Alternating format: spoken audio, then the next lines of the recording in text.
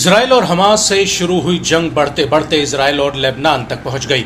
इस बीच अब एक और खूंखार किरदार इजराइल से भिड़ने के लिए जंग में कूद पड़ा है, जिसने अब धीरे धीरे इजराइल को चुनौती पेश करना शुरू कर दी है।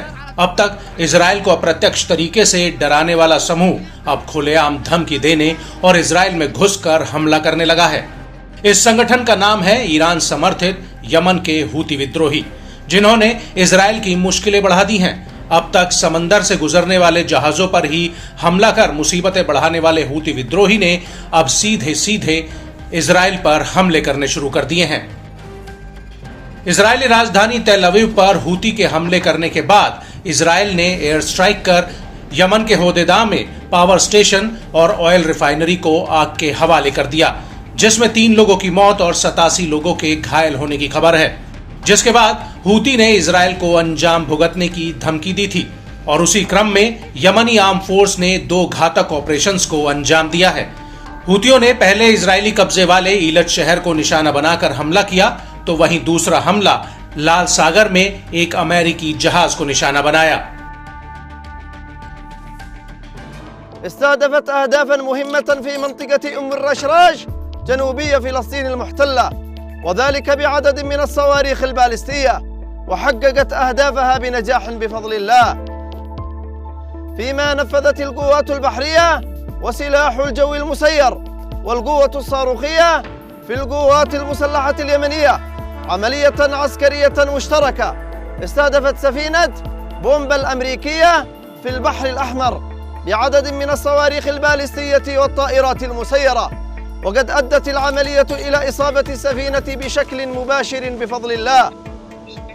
تؤكد القوات المسلحة اليمنية حقها الكامل في الدفاع عن اليمن العزيز ضد العدوان الأمريكي البريطاني، وكذلك ضد العدوان الإسرائيلي، وأن هذا العدوان لن يثني اليمن العظيم عن موقفه الثابت تجاه مظلومية الشعب الفلسطيني.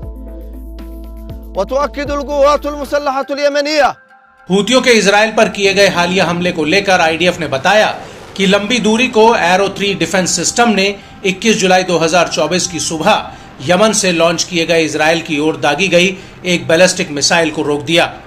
बताते चले कि इजराइल के एरो 3 डिफेंस सिस्टम बैलिस्टिक मिसाइलों को एयर स्पेस से बाहर ही मार गिराने की ताकत रखते हैं और मिसाइल के टुकड़े गिरने की आशंका के बीच इजराइल के सबसे दक्षिणी शहर ईलट में सायरन बजने लगे।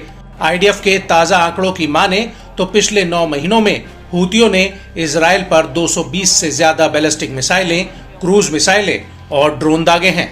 दावा किया जाता है कि तेल अवीव पर हमले से पहले तक इजराइल ने हूतियों के हवाई हमलों का कोई जवाब नहीं दिया था।